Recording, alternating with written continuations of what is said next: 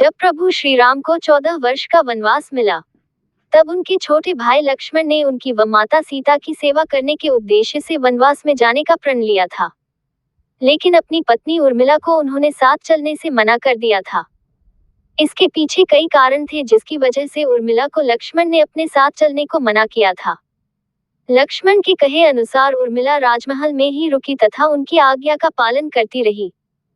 वनवास में जाने से पूर्व लक्ष्मण ने उर्मिला से वचन लिया था कि उसके जाने के पश्चात वह एक भी आंसू उनकी याद में नहीं बहाएगी।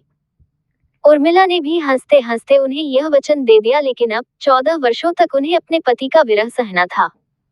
इसकी आग उनके हृदय में हमेशा जलती रहती थी। इसी के फलस्वरूप उर्मिला प्रतिदिन एक नया दीप प्रज्वलित करती थी। लक्ष्मण के विरह तथा उनकी शुभकामना के लिए उर्मिला प्रतिदिन भगवान के मंदिर के समक्ष एक नया दीप प्रज्वलित करती, किंतु उसी के साथ वह एक भी पुराने दीप को बुझने नहीं देती थी। श्री राम को 14 वर्षों का वनवास मिला था। वह इन 14 वर्षों में उर्मिला के द्वारा जलाए गए हर एक दीप से अयोध्या का राजमहल भर गया। जैसे ही हनुमान जी के द्वारा भरत को श्री राम के अयोध्या वापस लौटने की सूचना मिली, तब पूरी अयोध्या में ये शुभ समाचार आग की तरह फैल गया।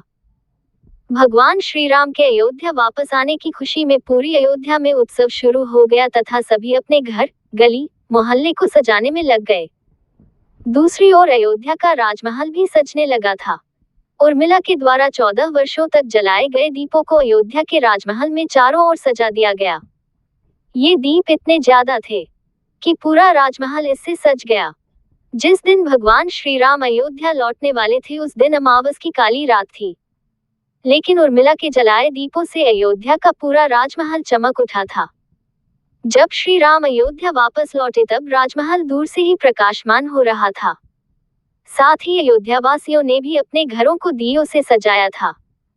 इस कारण उस अमावस की रात को भी प्रकाश का उजाला चारों ओर छा गया, जो दूर से देखने में एक भव्य दृश्य प्रतीत हो रहा था।